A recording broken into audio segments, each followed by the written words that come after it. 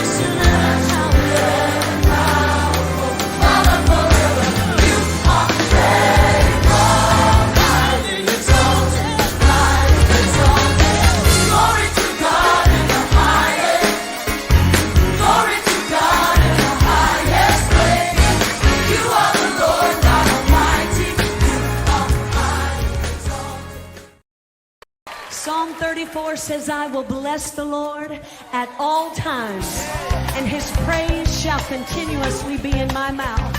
It goes on to say, let us magnify the Lord and exalt his name together. So let's do that tonight as we continue to worship him. Let's come together and bless the Lord.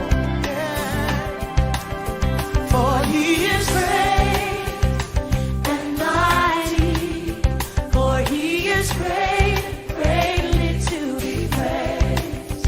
For he is great.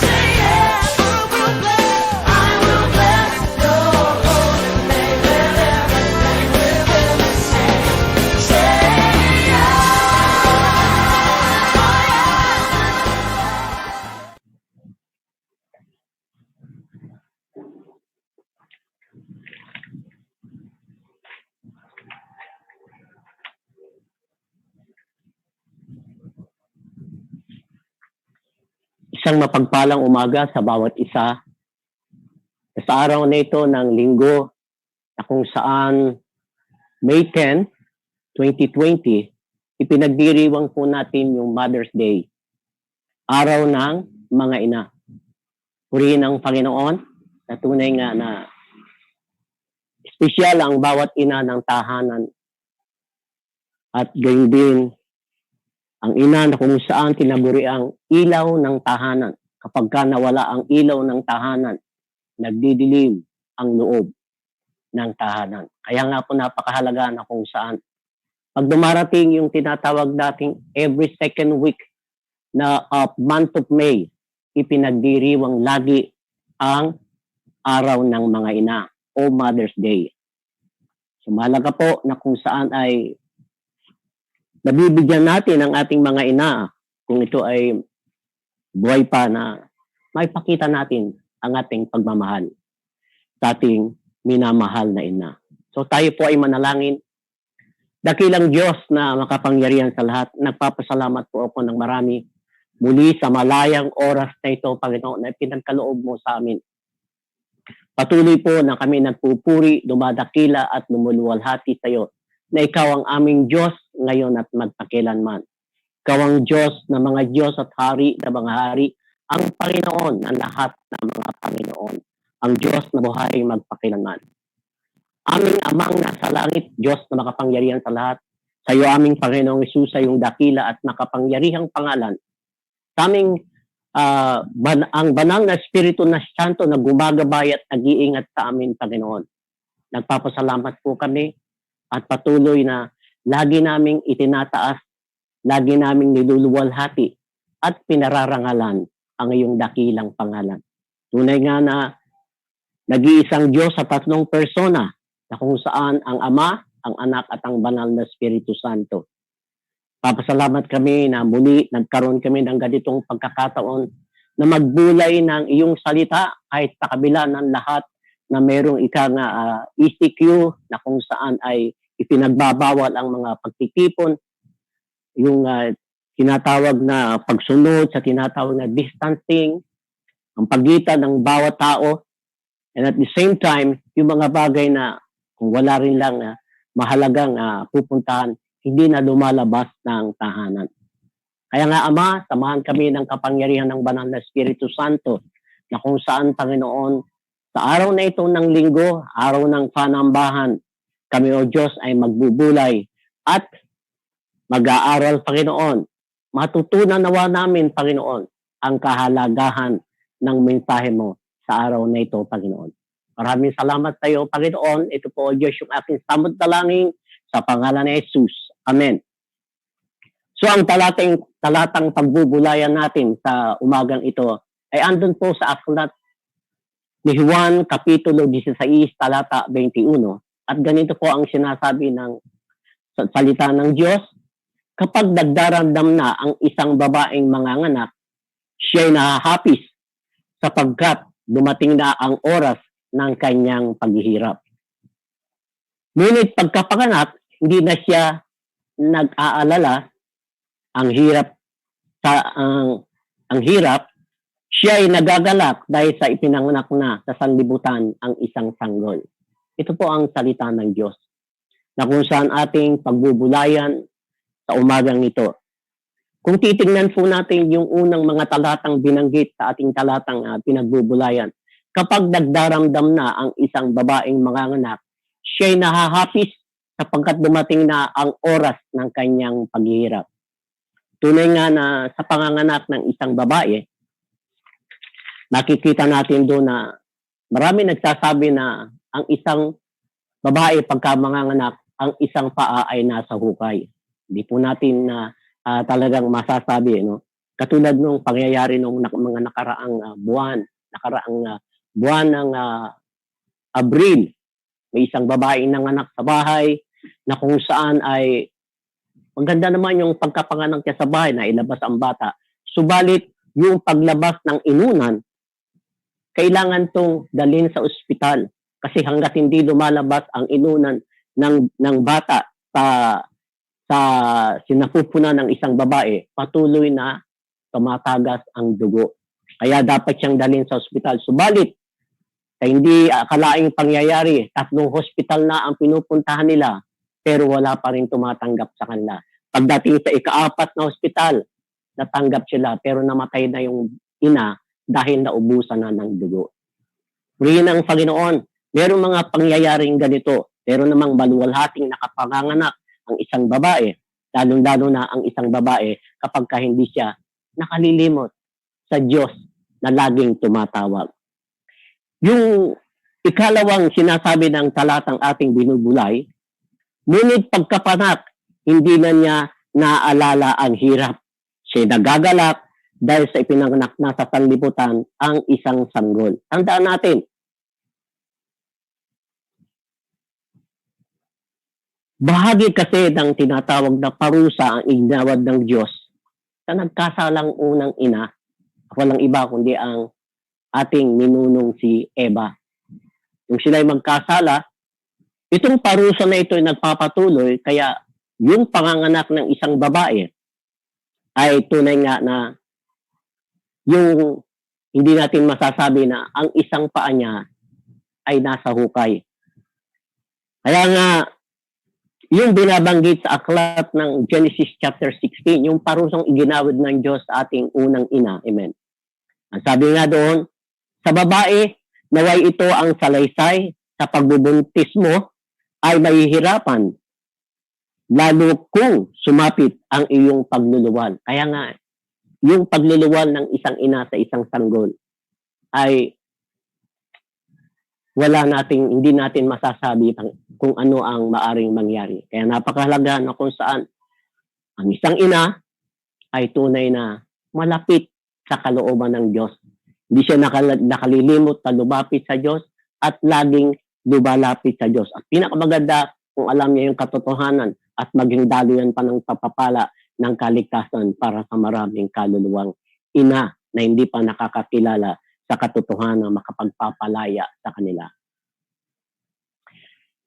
Tunay nga na pinagpala ng Diyos ang bawat nilalang niya na isang babae at isang lalaki sapagkat nagkakaroon ng tinatawag na kaganapan na sa pagsilang ng isang sanggol ng ina, natutupad yung winika doon pa lamang sa simula o sa Genesis. Amen.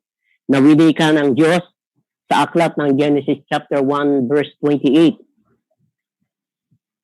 Magpakarami kayo at punuin ng inyong mga supling ang buong daigdig at pamahalaan ito. Nagkakaroon po ng katuparan yan. Kaya nga, pinagpala ng Diyos ang isang lalaki at isang babae.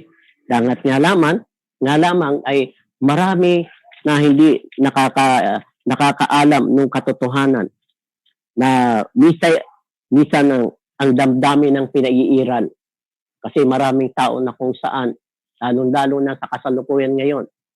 Kaya siguro ang Panginoon ay talagang nagbibigay ng babala, amen?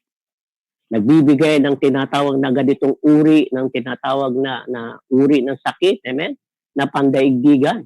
Makikita natin na marami na kasi yung mga hindi karapat-dapat na bigyan ng tinatawag na katotohanan ay nagiging pinakatotohanan.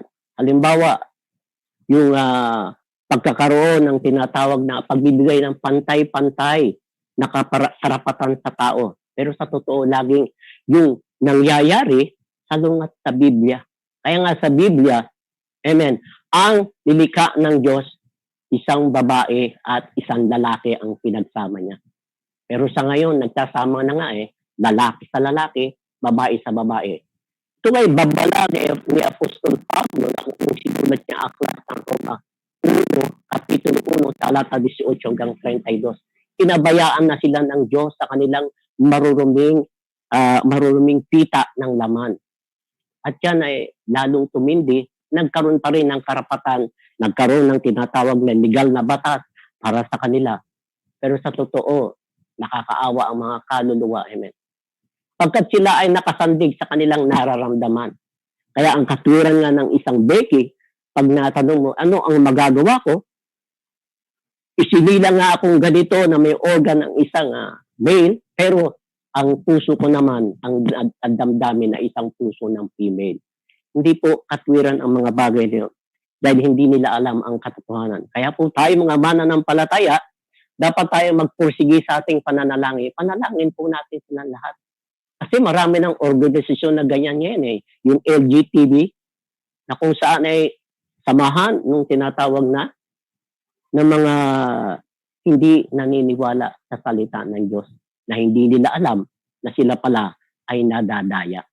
Kaya mahalaga po ang ating tungkulin bilang mga tunay na anak ng Diyos. Ngayon po ay pag-aaralan natin yung tinatawag na Mother's Day, amen, ang ina. Pagkat ngayon ay araw ng mga ina, makikita natin doon na mismo ang aklat ng mga awit, 127 verse 3, amen. Binanggit doon na ang kaloob ng Panginoon, itong ating mga bata, ang ganito mga supling ay tunay na pagpapala. Tunay nga po na talagang ang anak ay dakilang kaloob mula sa Diyos para sa isang babae. Makikita sa Biblia yung kagalakan ng pagiging isang ina at kalungkutan naman ng pagiging isang ina na kung saan kapag siya ay matatawag na barren o baog, katulad ni Sarah. Pero pinakita rin sa Biblia kung paano kumikilos ang Diyos. Sapagkat ang Diyos, nilikha niya tayo, ninurtured na tayo sa loob ng sinapupunan ng ating ina. Kumpleto po tayo.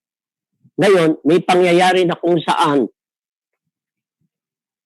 ang pagiging isang barren, amen, yung sarado yung tinatawag na pasukan ng tinatawag na papunta sa sinapupunan ng isang ina.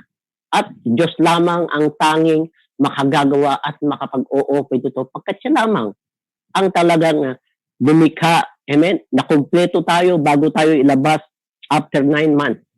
Andun, kumpleto tayo sa mga inner organ, outer organ natin. At kung may diferensya man sa tinatawag na inner organ, ang Diyos ang merong tinatawag na kapangyarihan upang ito ay bigyan ng solusyon. Kaya nga may mga mag-asawa na kung saan tumatagal ng maraming taon bago sila magkaanak. Pero isang bagay na hindi dapat nawawala ng tinatawag na pag-asa dahil kapag ka ikaw ay talagang tunay na tumatawag at nananalig sa Diyos, kayang gawin ng Diyos ang lahat. Kung ang anak, ang ika nga ay pinapangarap yung magkaroon dahil nga sa tinatawag na ikaw ay barren o baog. Napakahalaga na kung saan Diyos lamang ang may kakayahan upang buksan yung tinatawag na daanan ng tinatawag na similya ng gagaling sa lalaki upang ipunda sa iyong sinapupunan ang isang sanggol. Kaya nga napakahalaga na kung saan ang Diyos ang may kakayahan ng lahat. Kaya nga sa isang babae na kung saan hindi nagkakaroon ng anak ay nagbubunga ito ng kabiguan. Kaya nga yung kabiguan ito, yung binabanggit ng Genesis chapter 30 verse 1, yung kasaysayan ni Jacob, amen, na kung saan siya nagkaasawa ng dalawa magkapatid, si Raquel at si Leah. Si Leah ang pinakamatanda. Kaya nga nung siya ay kasal, amen, na nagsilbi siya ng 7 taon sa kanyang tiyuhin si Laban, ang napupusuan niya talaga ay yung bunso si Raquel. Subalit, nung sila ay kasal, ang ipinasiping sa kanya ng kanyang biyenan ay yung panganay. Ang katuwiran ng biyenan, yung kanilang tinatawag na sinusunod na tradisyon. Kailangan unang mag-aasawa ay ang panganay. Hindi pwedeng mauna ang bunso. Kaya ang ipinasiping sa kanya ng kanyang biyenan ay si Leah, yung panganay. At siya ay nagreklamo at sinabi niya bakit ganoon. Kasi talaga ang minamahal niya ay yung bunsong kapatid nito na si Raquel. Subalit ang sabi sa kanya ng kanyang tiyuhin si Laban, muli ka magsilbi sa akin ng 7 taon at ipagkakalob ko sa iyo si Raquel. Nangyari nga ang lahat at naging asawa niya si Leah na kung saan ay nabiyayaan siya ng anak dito na 7. Una, si Ruben, si Simeon, si Levi, si Juda, si Isakar, si Zabulon, at si Dina. Sa pangalawa, na si Raquel, iisa lamang ang kanyang anak na ito na kung saan ito si Jose, Joseph the Dreamer, amen. Siya lamang ang naging anak, amen. Kasi nung una talagang hindi nagkakaanak si Raquel. Kaya pinasiping ni Raquel ang kanyang aliping si Bilha at nag-anak si Jacob dito ng 2, si Dan at si Naphtali. Ang ginawa ni Leah, ipinasiping niya rin yung kanyang alipin si Jacob na si Silpa at nagkaroon din si Jacob ng 2 anak dito na si Gad at si Aser. Kaya sa kabuuan ng kanyang naging anak ay 12. Ang biyenan ni Jacob ay si Laban na kanyang tiyuhin. So mahalaga na kung saan Makita natin doon na ang ina o ang mga ina ay mayroong mahalagang tungkulin.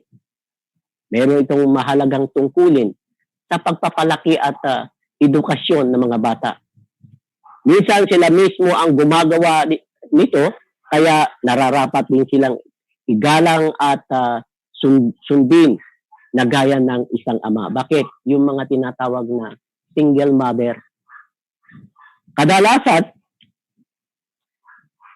na ang mga ina ay pinagkalooban ng tinatawag na mahinay, mahinahon, at mapagkalingang espiritu. Ang ibig sabihin, mapagmahal ang isang ina, lalo-lalo na sa kanyang anak. Kaya nga, ang ina ay mayroong tungkulin, amen, na dapat niyang gawin sa kanyang mga anak. Unang-una, dapat ibigin ng ina ang kanilang mga anak. Kaya nga ayon sa aklat ni Isaiah 49:15, malilibot kaya ng ina ang sarili niyang anak? Hindi kaya niya mahalin ang sanggol na iniluwal? Kung meron mang inang lumilibot sa kanyang bunso, ako'y hindi lilimot sa inyo kahit na sandali. Napakahalaga po yung binanggit sa aklat na ito ni Isaiah. Amen. Yung binabanggit ng Diyos, kung meron namang inang lumilimot sa kanyang bunso, ako'y hindi lilimot sa inyo kahit na sandali. Ang ating ama po na nasa langit ay sa rin nating ina na nasa langit. Hindi siya nakalilimot sa atin.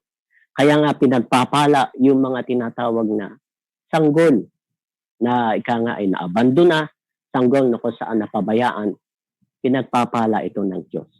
Mahalaga na kung saan dapat nating isipin na ang Diyos laging nakatungkay sa atin at nais ng Diyos magkaroon tayo ng katiyakan ng kaligtasan para sa buhay na walang hanggan.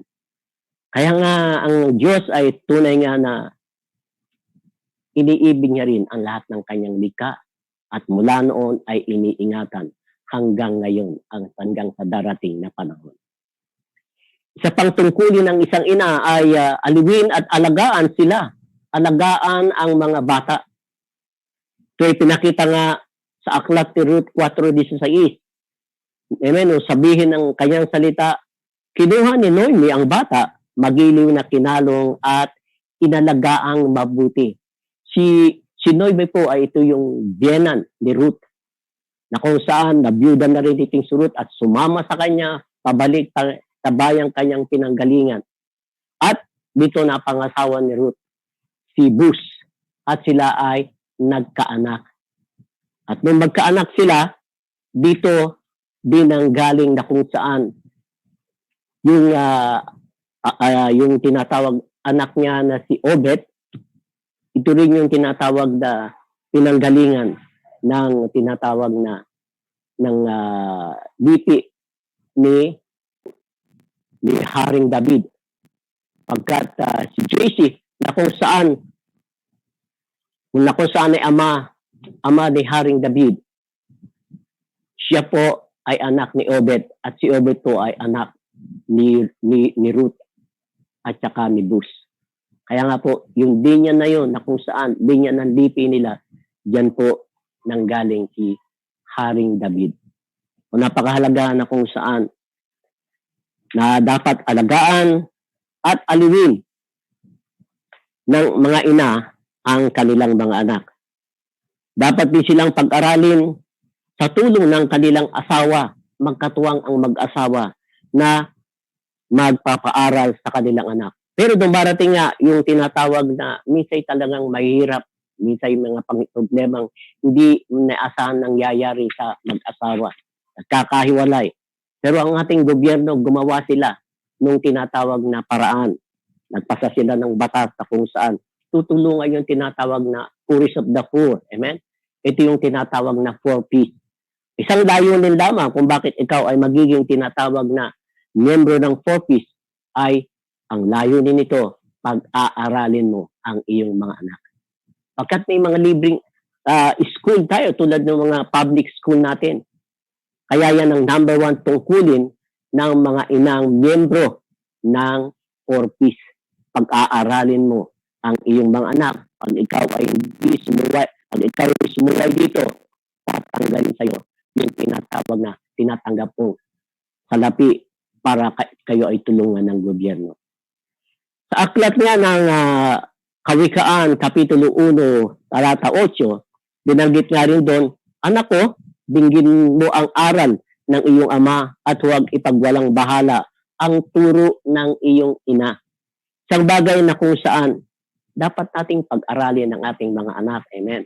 Napakahalaga ng edukasyon sa kanila na kung saan ito ang tinatawag na karunungan hindi kayang nakawin ni numan. Purihin ng Panginoon at ang pang-apat, dapat turuang mag-isa kung kinakailangan. Kailangan matuto rin ang bawat bata na maging independent.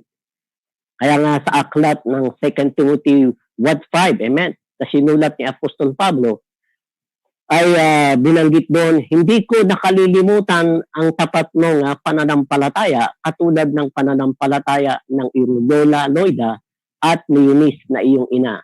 Napakalaga po na sa mga magulang, amen, tayo ay nakakilala sa Panginoon upang maging daluyan ang pagpapala ng kaligtasan din para sa ating mga mahal sa buhay. Kung natatandaan nyo, yung isang gwardiya o warden sa isang bilangguan, nung makita niya na bumukas lahat, yung tinatawag na pintuan ng kulungan, aakala niya ang lahat ay nakatakas na, kaya siya ay magpapakamatay na lamang. Ngunit pinigilan siya ni Apostol Pablo at Silas at sinabi sa kanya, narito kami. Nagkaroon lang ng tinatawag na himala na kung saan dahil na umaawit ng himno ang dalawang alagad ng Diyos. Ang mahalaga ron, nagtanong ang warden sa kanila kung paano maliligtas. At sinabi nila, maliligtas ka kapag tinanggap mo si Jesus bilang Panginoon at sariling tagapagligtas. At ang iyong sambahayan, ibig sabihin nun, daluyan po ng isang pamilya ang isang taong nakakilala sa Panginoon. Hirap man ika nga ay mangyari at maganap ang mga bagay na ito. Katwang po natin ng Diyos. Basta po lagi lamang tayong nananalangin at laging sumusunod sa kanyang kalooban. Kaya nga po, kinakailangan turuan ng ina, amen, na maging independent din ang kanyang mga anak. Napakalaga po noon na kung saan matuto ang bata hanggat maaga pa lamang. At yung ikalimang katungkulan ng ina, bantayan ang kanilang mga gawain. Napakahirap po na kung saan lalo na kapag ang isang mom at saka isang dad ay working mother at working father, amen. Trabahulik pareho sila. At ang misay na iiwan lamang ay katulong, yung tinatawag ng pagbabantay, amen, sa kanilang pangunahing gawain, amen, napakahalaga. Doon din sa aklat ng Proverbs 31, verse 15, kailangan ang isang ina, amen, bago pa sumikat ang araw ay na inihahanda na ang pagkain ng buo niyang sambahayan. Pati na ng gawain ng mga katulong sa bahay. Sa verse 27 naman, sinusubaybayan niyang mabuti ang kanyang sambahayan at hindi tumitigil sa paggawa sa araw-araw. Napakahalaga yung pagkakaroon sa isang tahanan, amen, na kung saan sa nagkakaharap-harap kayo sa pagkain at nagkaka-burst outan kayo ng tinatawag ng mga suliranin sa buhay. Napakahalaga noon na kung saan nakakatulungan ang mga anak at ang mga magulang. Tunay nga na napakahalaga ng bagay na ito na dapat mapunan sa tungkulin ng mga ina. Kaya napakahalaga na kung saan ang bawat anak ay mayroon namang tinatawag na pananagutan. Amen. Bawat anak ay mayroon silang pananagutan. Amen. Sa kanilang mga magulang.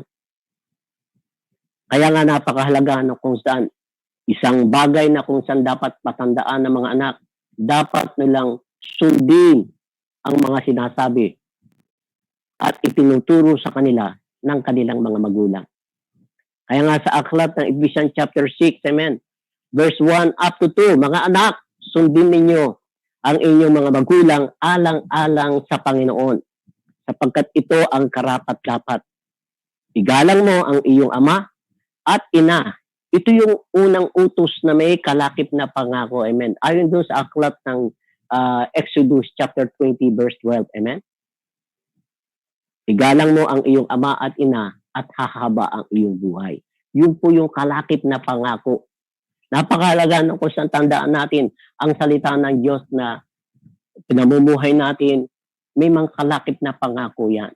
Tandaan natin ang Diyos laging andyan. Alam kung anong ginagawa mo. Alam kung talagang ikaw ay laging nasa Kanya. Tandaan po natin ang Diyos. Siya ay omniscient God. Alam niya ang lahat ng bagay. He knows your name. Alam niya rin kung ano ang mga ginagawa mo. Alam niya na rin kung ano ang iniisip mo. Kaya mahalaga na kung saan. Sundin po natin ang ating mga magulang. Igalang din natin sila. Amen. Pagkat ang paggalang, amen, ay sinasabi nga na kapag ka ang isang anak ay magalang, amen. Tandaan natin, yung binanggit na aklat ng Kawikaan 23, amen. Talata 22, pakinggan mo ang iyong ama na pinagkakautangan mo ng buhay at huwag hahamakin ang iyong ina sa kanyang katandaan. Mapalad po tayo dito sa ating bansang Pilipinas. Kasi po iba ang bonding natin sa ating pamilya. Minsan nga tayo ay matanda na, amen. At yung mga apo, instead na kumuha ng tinatawag na alila ang mga magulang, kung sila nagtatrabaho, ang ina na mismo ang umaalalay at sumusubaybay sa mga anak nila o sa kanilang mga apo. Tandaan po natin, minsan nga nasasabi na kung saan mas mahal pa ng lola ay yung mga apo kaysa sa mga anak. Ang mahalaga po, kasi sa Amerika po, iba. Sa Amerika, after 18 years ng isang bata, pwede na siyang umiwalay, independent na siya sa kanilang mga magulang. Kaya ang bata, kapag kayong magulang naman ay matanda na, kadalasan, ipinadadala lang nila ito doon sa tinatawag na foster parents. Ibig sabihin yung mga home for the ages. Napakahalaga po ng mga bagay na yon na kung saan ay mas tayo ang higit ang pagmamahal natin at yung pagkalinga natin sa ating mga apo hanggang sa kaupo-upuhan. Purihin ng Panginoon, kaya dapat nating igalang ang ating mga magulang. Pangatlo, dapat tayo makinig sa kanila pagkat ang mga payo nila ay hindi naman masama para sa atin, kundi palaging sa kagandahan natin ang kanilang mga payo. Kaya ayon din sa Kawikaan 6:20, aking anak, utos nga ng ama mo ay sundin, huwag mo nga tatalikdan, turo ng ina, giliw, paggamit sa ina bilang simbolo. Kung makikita natin doon na hindi lamang ang turo ng ina, hindi lamang turo ng ama, na kung saan maging minsan yung turo nung mas nakakaintindi sa'yo. Napakahalaga na kung saan marunong tayong makinig. Hindi natin sinasabing mas marunong tayo sa kanila dahil siya'y nakapag-aral. Pero tandaan natin, ang taong na kung saan laging sinasamahan ng Diyos, hindi nagkakabisala ang mga tinatawag na paalaala at turo niya. Pagkat siya ay nakabase lamang doon sa sinasabi ng salita ng Diyos. So kailangan natin na tayo mga anak ay maging masunurin, sundin ang ating mga magulang. Amen? At igalang natin sila at makinig sa kanilang mga payo. At din sa tinatawag na, dahil sa ngayon ay araw ng mga ina, tandaan natin, amen. Ang salitang ina ay ginagamit din bilang simbolo, amen. Bilang simbolo. Kaya nga, ang Diyos ay inihahambing sa isang ina. Kaya nga nasabi sa inyo kanina, yung binanggit na Isaiah 49, 49, yung binanggit niya kanina. na kung ang isang ina ay napapabayaan niya ang kanyang nga ay isinilang na sanggol. Ngunit ang sabi ng salita ng Diyos, ngunit ako, hindi ko kayo pababayaan. Hindi ko kayo iwan. Pangako niya ito sa atin, di ba? Hebrew 13 verse 5, I will never leave you nor forsake you. Kaya ang mga bagay na ito, siya yung masasabi natin na ang Diyos ay inihambing sa isang ina. Amen? Kaya doon sa aklat ni Isaiah, Kapitulo 66, 66, talata 10 hanggang 11, binanggit nga doon, magalak ang lahat, magalak kayo. Dahil sa Jerusalem, ang lahat sa inyo na may pagmamahal, wagas ang pagtingin, kayong makigalak at makipagsaya, lahat kayong tumangis para sa kanya. Tatama sa inyo ang kasaganaan niya tulad ng sanggol sa dibdib ng kanyang ina. Kaya nga po, ang Diyos ay inihambing na isang ina. Hindi po siya nakalilimot sa atin. Lagi niya tayong naaalala at gusto niya magkaroon tayo ng katiyakan ng kaligtasan para sa buhay na walang hanggan. Mahalaga po ang mga bagay na yon. Pangalawa, ang Jerusalem bilang isang ina, sa aklat naman ng Galatia 4:26, ngunit ang Jerusalem na nasa langit ay malaya at siya ang ating ina. Sa bagong tipan, ang iglesia ay itinuturing na mapagmahal nating ina.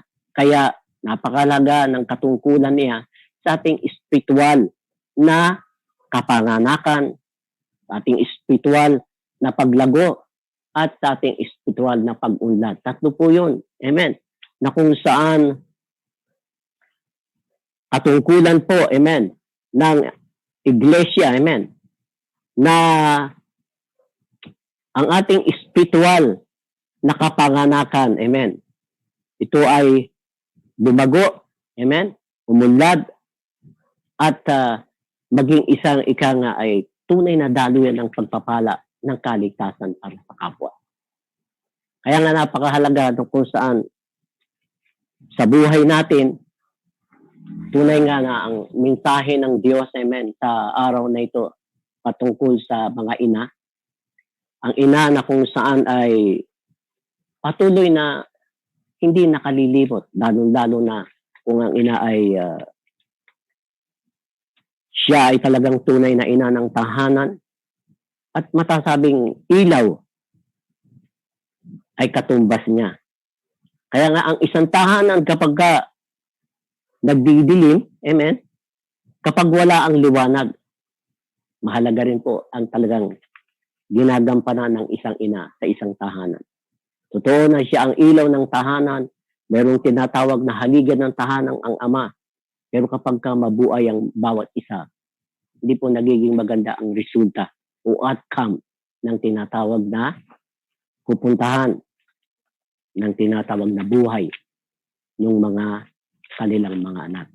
So mahalaga po sa atin na tayo ay patuloy na bigyan natin ng tinatawag na maayos na pagkalinga ang ating mga magulang. Ang ating ina, maging ang ating ama. Purihin ang Panginoon. At tunay nga na sa umagang ito, napakahalaga na kung saan ito'y araw ng mga ina. Happy Mother's Day po sa bawat isa sa inyo. So, tayo po ay mananalangin tayo, amen? Sa bawat ina na narito sa ibabaw ng mundo. Ina, ikaw ang sinag, pangunahin nilang guro. Ikaw ang ina na kung saan ikaw ang itinalagang tagapagturo sa tahanan. Na tunay nga na number one talaga na nagiging guro ng kanyang mga anak ay ang ina. Mahalaga po ang papel ng isang ina sa paglaki ng kanyang anak. Dito po kasi nakikita Hindi lamang sa isang ina, maging dun sa tinatawag na ama, malaki po yung papel na kinagampanan nila sa mata ng kanilang mga anak. Kung ano ang nakikita ng mga anak, yun po ay tumatatak sa kanilang isipan, nababagabag din ang damdamin ng mga anak. Kaya nga po napakahalaga na kung saan pagka tayo po ay membro ng isang broken family, amen, kakaawa ang mga bata. Tumatatak sa isipan nila. Minsan nga, dahil nga yung nakita nila, hindi pala masama ang mga bagay. Pero tandaan po natin, pagka nasa katotohanan, nakikita natin yung tinatawag na lihis. Amen. Sa tunay na katotohanan na kalooban ng Diyos, na itatama po yun. At pwede nating maitama yun pagkakasama natin ang Panginoon. Ako po ay isa po akong miyembro ng broken family kami dahil nag-asawa ulit ang aking ama, buhay pa ang aking ina. Ang hirap po, mahirap talaga. Yung nakikita mo na kung saan ang iyong ama, amen, naglalasing tapos inaaway ang nanay mo. Tumatatak po yun. Tumatak sa isip ko. Kaya dumating yung pagkakataon, salamat na lamang nakakilala ko, nakita ko yung pagkakamali. Amen? Na hindi ko mahal ang tatay ko. Kasi ginugod po niya ang nanay ko eh. Natatak sa akin yun. Kaya yung mga hindi ko siya tinutulungan. Hindi ako nagiging pabor sa kanya, kundi sa aking ina. Kaya lang nawala na ang aking ina. Pero purihin ang Panginoon, nung makakilala ko si Jesus, amen, nakita niya yung kahalagahan ng magulang, inaman o ama. Yan ay bahagi ng iyong buhay. Kaya nga, purihin ang Panginoon. Purihin ang Diyos. Purihin ang Panginoon. Tayo po yung manalangin muna at ating pong bigyan ng pansin sa ating buhay bilang mga mananampalataya. Na yung salita ng Diyos na napakahalaga sa lahat. Salita ng Diyos na kung saan ito po ang tunay na bumabago ng buhay ng isang tao. Kaya nga po dapat tayo ay magkaroon ng tinatawag na memorable verse na ating ipinamumuhay sa araw-araw. Number 1 po, nais kong ipaalam sa inyo, ang pinakabagandang memorable verse na ipinamumuhay natin sa araw-araw ay andun po sa aklat ng Matthew chapter 6, verse 8 at verse 33. Napakahalaga po kasi ng sinasabi ron, na kung saan sa 33, sabi niya, seek ye first the kingdom of God and His righteousness, and all of these things shall be added unto you as well. Mahalaga po ang mga bagay na yun. Na lagi nating pinagsusumikapan, sa umaga pa lamang nating paggising, hinahanap na natin ang kanyang tinatawag na kaharian at ang kanyang katwiran sa pamamagitan ng ating pananalangin. Pananalangin na mamagitan sa iba, pananalangin na kung saan itinataas, nagpupuri, dumadakila sa kanya. Ito po isang ay gawa na kung saan pagkat yung salitang ipinamumuhay mo, merong kalakip na pangako. Ano ang sabi niya? Idadagdag ko na lamang ang lahat ng inyong pangangailangan. Ama, turuan mo po kami na yung mga anak, Panginoon, na bigyan namin, Panginoon, ng tinatawag na mahalaga sa aming buhay ang iyong salita. Pagkat ang iyong salita, O Diyos, ang tunay na bumabago sa buhay ng isang tao. Sa totoo po, ang iyong lingkod, yan po ang bumago sa akin. Hindi ako naniniwala talaga noon. Napakarami nag-share sa akin, maging ako ay andun na sa abroad. Marami nag-share sa akin. Pero, napakahalaga pala ng pananalangin ng iyong kapwa sa iyo. Ito po ang nagbigay ng go signal sa Diyos upang hituin ang puso ng taong ipinapanalangin. Kaya maging mapanalangin po tayo at lagi tayong manalangin na mamagitan para sa ating kapwa. Di man mo siya kilala, sino man siya, kaaway mo siya, kaibigan, napakahalaga na namamagitan tayo sa kanilang pagkat mahal ng Diyos ang kanilang mga kaluluwa. At purihin ang Panginoon na kung saan ay napakahalaga rin na kung saan ay maitaas namin sa iyo, O Diyos, yung aming bansang Pilipinas pagkat isa ang aming bansa na dumadanas ng crisis na ito ng COVID-19 pandemic. Tinataas namin sa iyong aming bansa, Panginoon. Medyo maganda na ang mga balita na kung saan ay nasasala yung tinatawag na nahawahan ng COVID-19, Panginoon. Dahil po sa pagkakaroon ng maraming mga equipment na kailangan sa pan-testing at pag-examine kung talaga ang isang tao ay positibo sa sakit na iyan. Pasalamat kami pagkat sa pagsusumikap ng aming government, Panginoon, na mapigilan ang tinatawag na yung tinatawag na pagdami ng sakit at namamatay sa sakit na ito, Diyos. Kaya pagpalain mo po, Panginoon, ang aming pamahalaan, ang kasalukuyang aming gobyerno na pinangungunahan ng aming Pangulong Duterte, Panginoon. Maging ang mga tao, Panginoon, na kung saan ay may kaugnayan doon, lalo-lalo na ang Secretary ng Department of Health namin, Panginoon. Maging yung ibang mga tinatawag na LGU na nakiisa, Panginoon. Sana po, Lord, patuloy po pagpalain ng aming bansang Pilipinas, Panginoon. At sana, sa lalong madaling panahon ay maibsan na, Panginoon, yung tinatawag na crisis na ito, kundi mai-restore muli, Panginoon, sa tinatawag na normal na pamumuhay na aming kinagawian, Panginoon.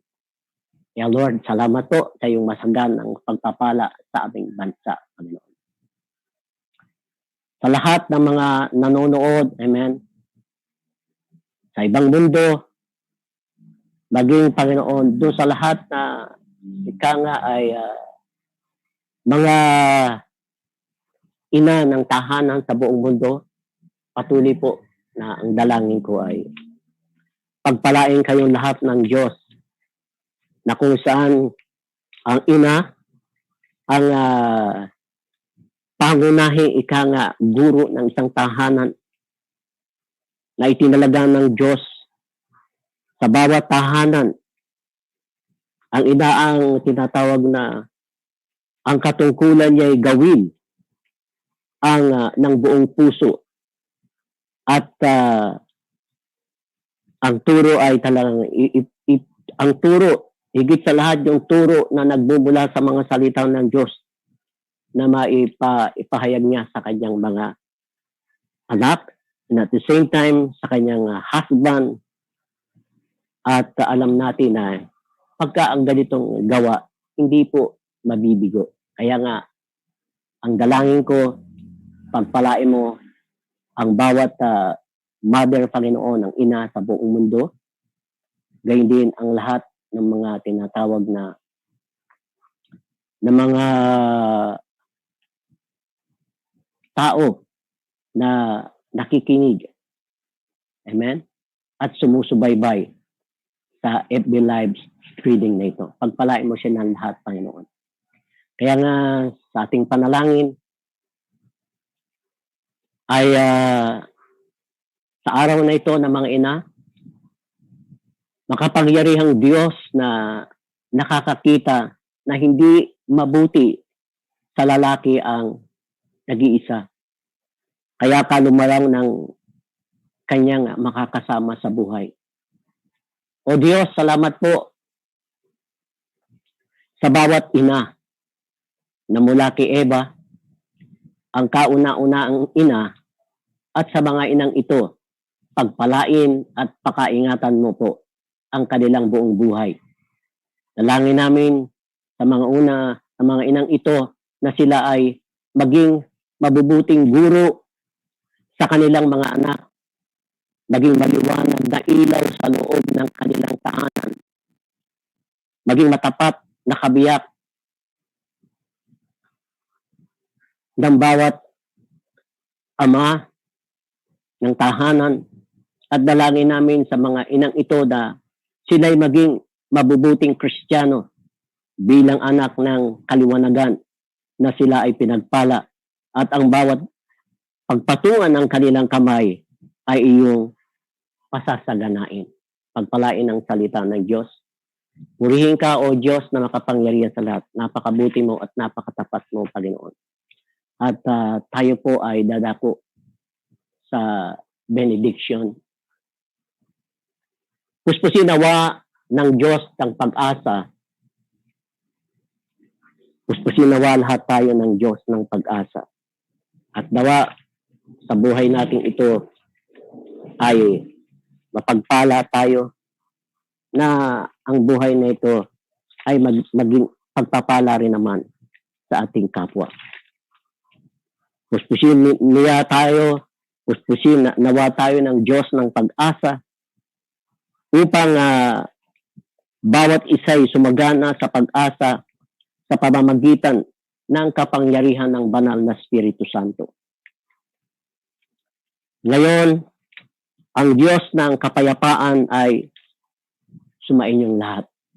Pagpalain ng Diyos, itong aking dalangin sa pangalan ni Jesus. Amen. Amen. Amen. Isang paalaala lang sa bawat isa. Huwag po natin kalimutan yung mga tithes na ibinibigay natin sa Panginoon sa lahat ng mga kamanggagawa ko dito sa church ng Door of Faith. Ang inyong offering at ang inyong mga tithes. Huwag niyo pong kalimutan na ipagkaloob sa simbahan niyo ito. At kailangan po ng simbahan niyo.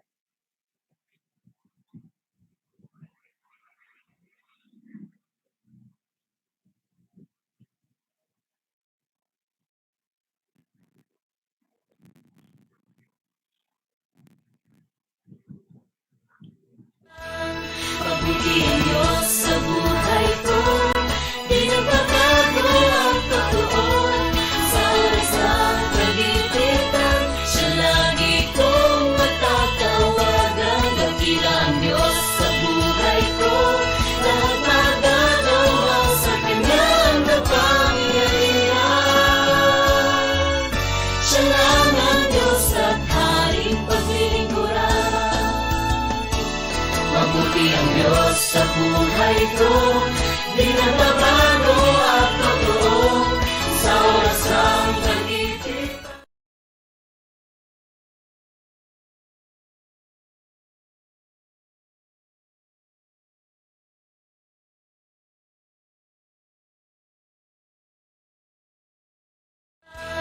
Mabuti ang Diyos sa buhay ko, di nagbabago ang pagtuon. Sa oras ng kagipitan, siya lagi kong matatawagan. Dakila ang Diyos sa buhay ko, lahat magagawa sa Kanyang kapangyarihan.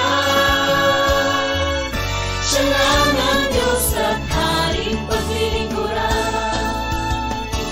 Mabuti ang Diyos sa buhay ko, di nagbabago